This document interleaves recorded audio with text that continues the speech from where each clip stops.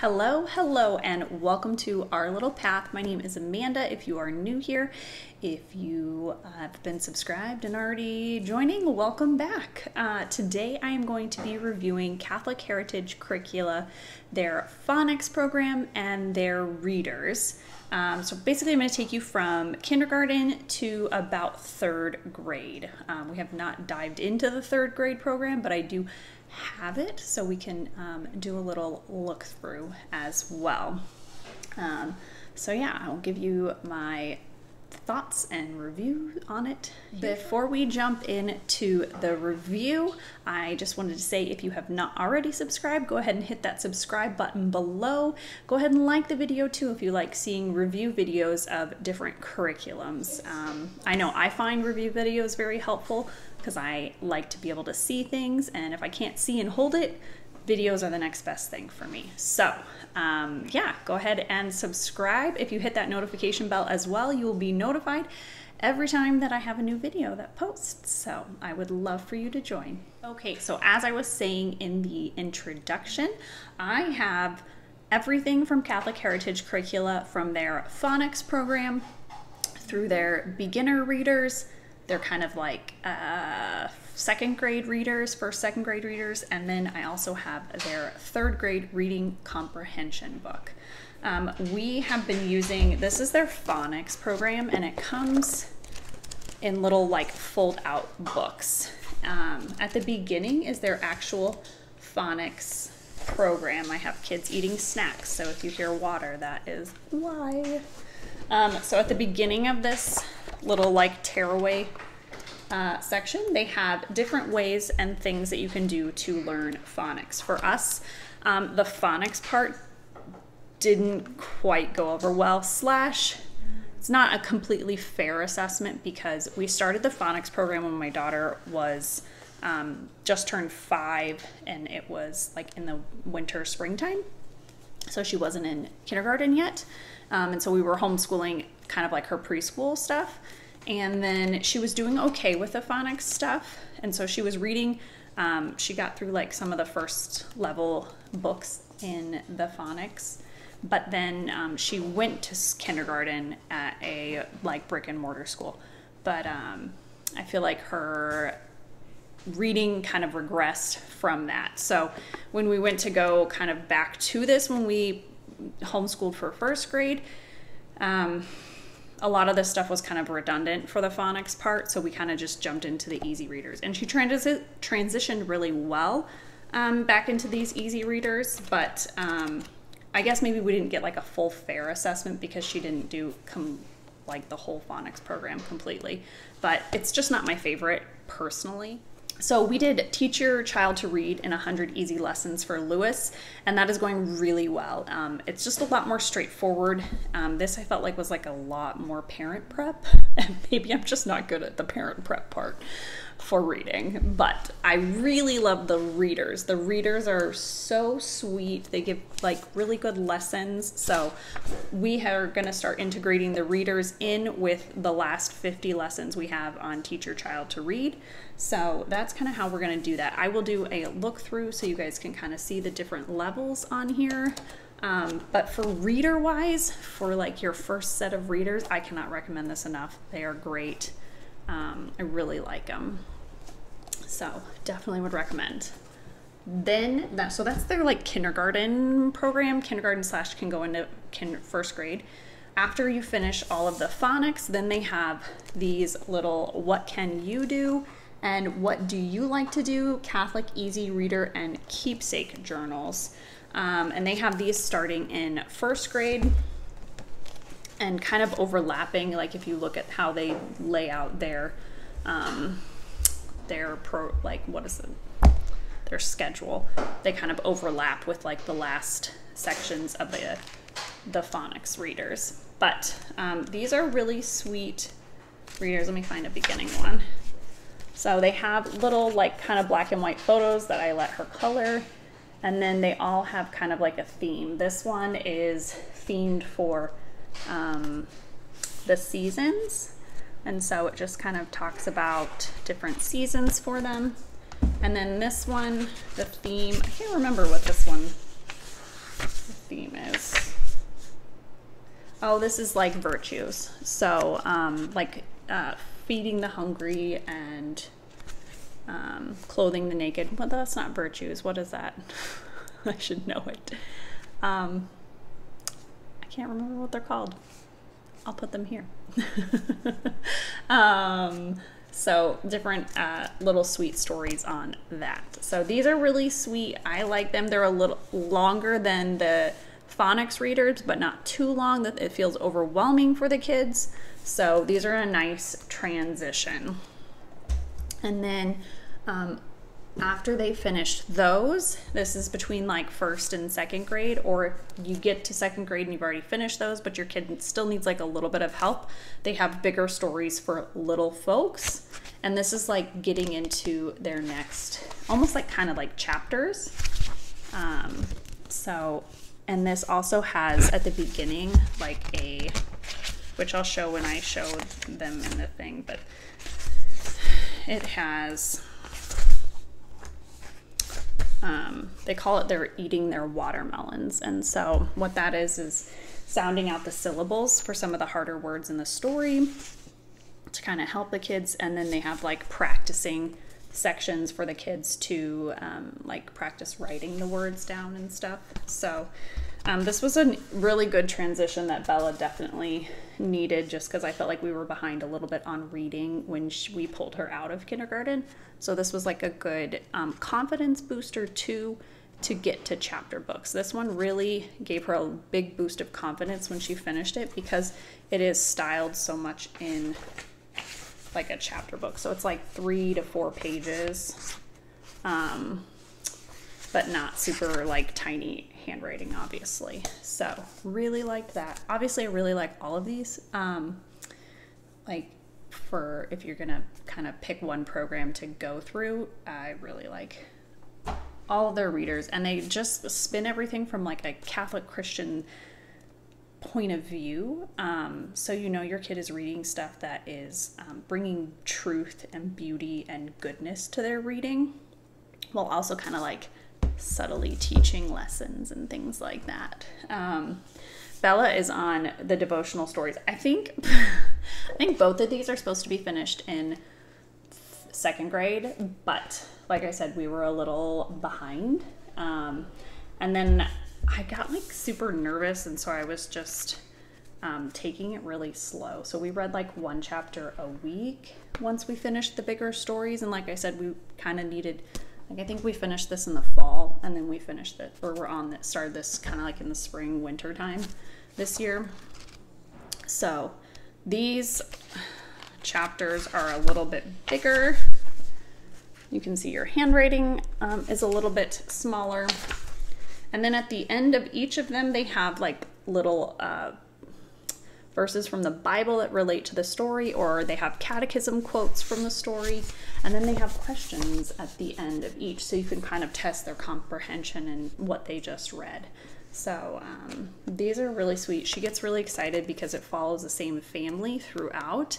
And so actually this one started with the family story, and then it moved on keeping with the family story from this.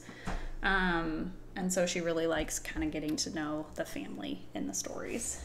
And then this one we obviously haven't read yet, but it's about the same kind of handwriting, or like font size. And then the chapters are just a little bit bigger. And then they kind of highlight some vocabulary words at the end. And then they have a few more questions to ask as well. It looks like, oh, kind of about the same length of the chapters, but the font size is definitely, I keep wanting to say handwriting, the font size is definitely, you know, kind of small. So more of a book, typical like middle grade book font size. So, and we'll have to see if this follows the same, oh, it looks like it does follow the same family. I'm seeing some of the kids' names in here. So these kind of bring in more like virtues and like Catholic family life, which is really cool too. So this one we will be finishing. We'll be finishing both of these up this year.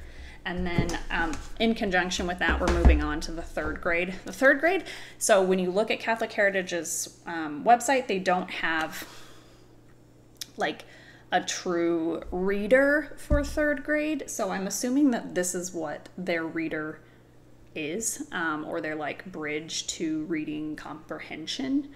And this is Our Friends from Other Lands. And this kind of goes in conjunction with their geography study, which is studying different countries. So we did continents for second grade, and now we're focusing on different countries within those continents. And then these are stories from different countries around the world. So you can see they have like Peru. So there's that. And then at the end of each story, which these are definitely longer, they have like a reading checklist. So they have vocabulary words and then questions for the kids to write out. So we will be doing this one. So far, I'm super happy with seeing this. And like I said, I just cannot recommend these readers enough. I know it's hard to decide what kind of reader program to go with, so these can even be supplemental if you do something else and you just really want to bring in like those Catholic family virtues, Catholic family life. These are, I think, a great option. Or if honestly you just wanted to read them to your kids as part of your read aloud, because they have such good like morals to their story and things like that, I would highly recommend these, at least these ones. So I will do a quick flip through on each of them since you can't quite see everything on here, but yeah, let's do a quick flip. So here is the Phonics Reader. So I'll give you a brief look at the Phonics. They kind of go through like a detailed approach, and then how their program works. And then they go through how to actually teach your child to read, letter sound recognition. They have pre-reading blends, and then how to move on to ready to read and practicing for fluency. So they have the letters and sounds, and then they have obviously their letter sound practice pages that you can use for pre-K and kinder. And then they go through and they have these little pull-out sections at the back that are the word cards. So, and they also have all the alphabets as well, the flashcards. And at the back, they have some fun little games. We did use these silly games as Bella was going through some of the readers, and those were fun. Those were cute. But yeah, overall, I just think as like maybe my first child teaching to read, this was a little bit harder of a program to kind of get the hang of for those initial phonic sounds. But once your kid has all the sound blends and things like that kind of ready to go, or some of the initial ones, then you move on to your readers. So they have 4 levels, and then each level has 10 little books, except for the first level has 15. And I'll show you before the level 2, they have like a little,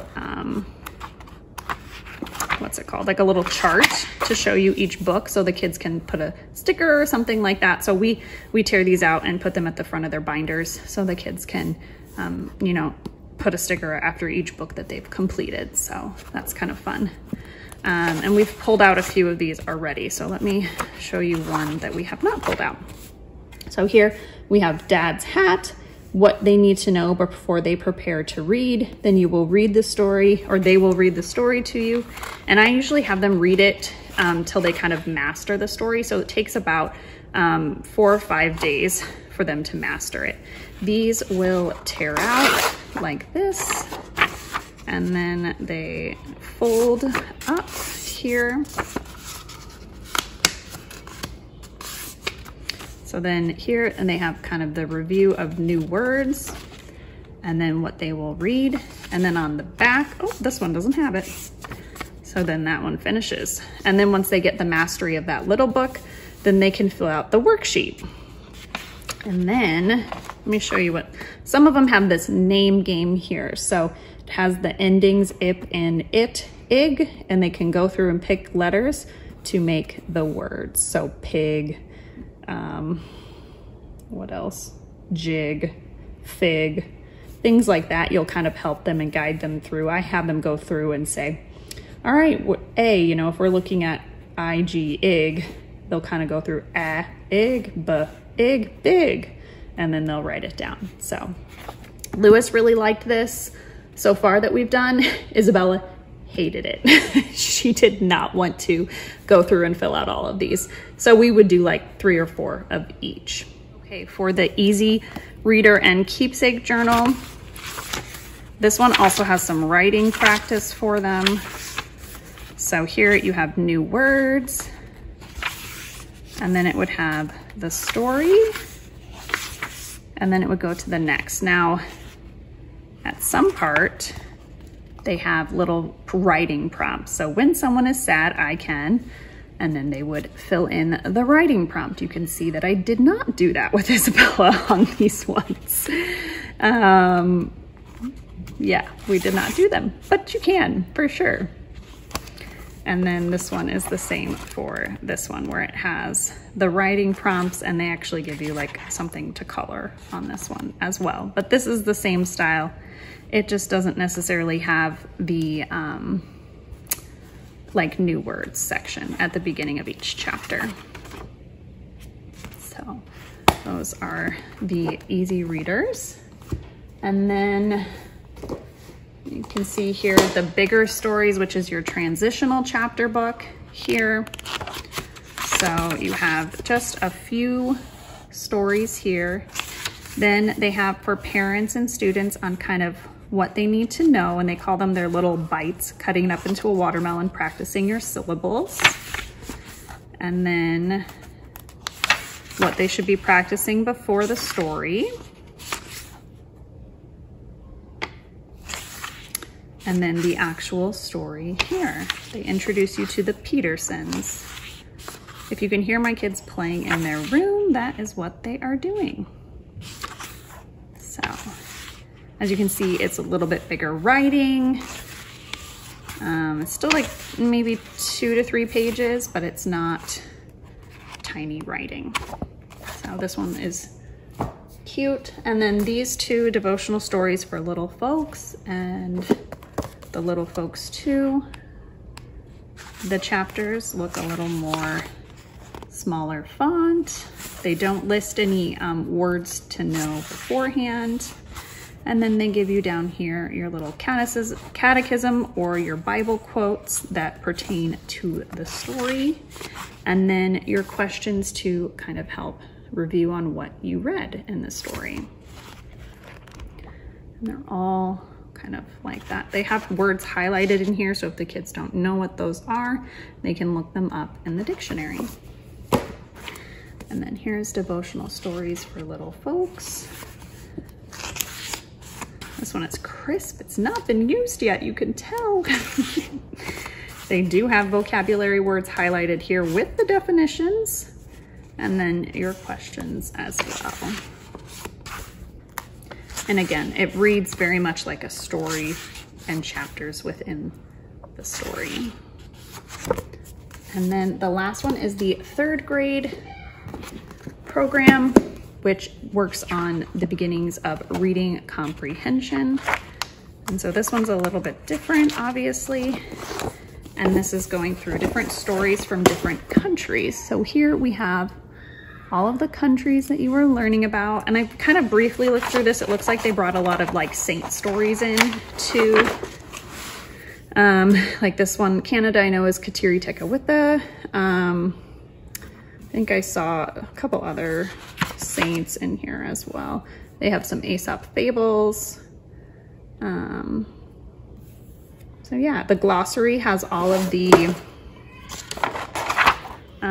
like vocabulary words for the kids to know, so you don't have to get out a dictionary. It's all, you can teach them how to use a glossary. So it tells you a little bit about each country before you jump into your story.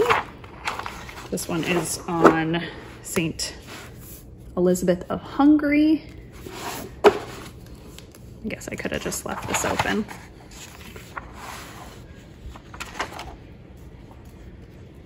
So definitely you can see they are longer than the chapter books, but not by a lot.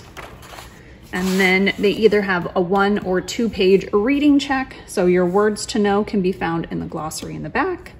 And then spots to answer your reading comprehension questions. So this is one that I am going to be probably having Isabella read by herself and then answering the questions. Okay, I hope that this look through for Catholic Heritage Curricula, their phonics and readers, was helpful to you. I know I said the phonics isn't necessarily my favorite, but I definitely think it's something for people to give a try, just because you're also getting it with their readers, their like first entry-level readers, because those first entry-level readers are awesome. They're really, really good. Yeah, I hope that it was helpful. I hope the brief look-throughs were also helpful for you. I'm trying to keep this not so long because I know sometimes review videos can get long. So if you have any questions on them, please let me know in the comments below, and I hope that you have a great day. I will talk to you soon. Bye.